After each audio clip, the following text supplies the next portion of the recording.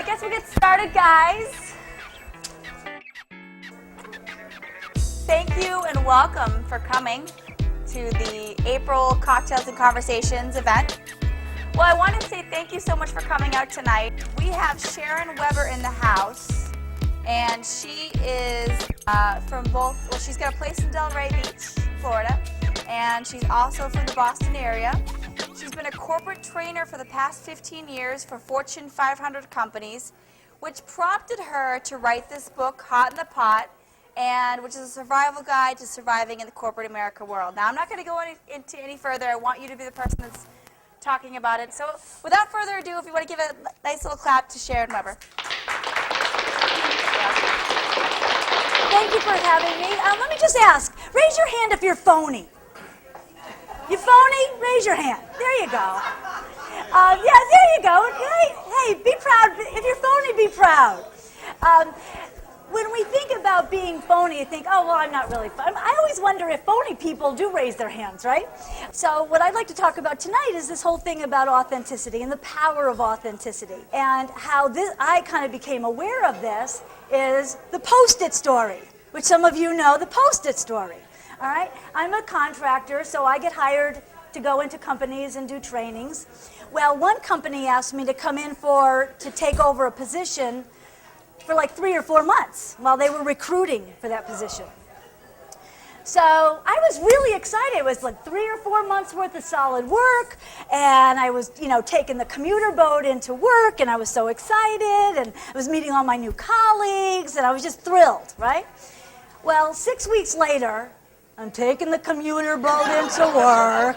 I'm meeting all my old colleagues every day, same thing. And I was just feeling like I was like leaking out of me. Like my real self was leaking out of me. And so it was February, it was a dark day, and I actually had a window in my office, but it didn't matter because it just looked at the building next door. And so I'm on the phone, and I've got a zillion emails and a zillion phone mails. So during the phone mails, on my desk were like a handful of Caribbean-colored Post-it notes. The little ones, the square ones, the big ones, So I had my phone like this, and I started making designs with the Post-its. I put the fuchsia ones and the canary yellow ones, and because they're sticky on one side, they was like against the grain and with the grain. So I started doing this, kind of like doodling, right?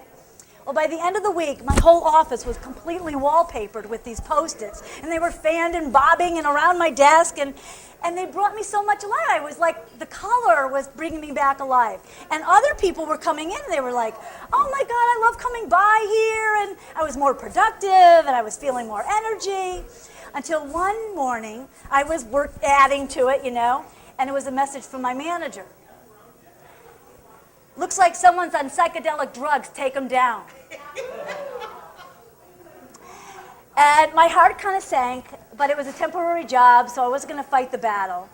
So I got my basket, I started pulling them down, and people were coming by, they were like, what are you doing? It's so bright, I said, well, I guess it's inappropriate. And as I look back now, it was, there are companies that say you can only have 3 personal items on your desk. There's like real restrictions to that. And here I am fanning the whole. But I was talking to a colleague about it, and she said, yeah, it's like the boiled frog syndrome. Does anybody know what the boiled frog syndrome is?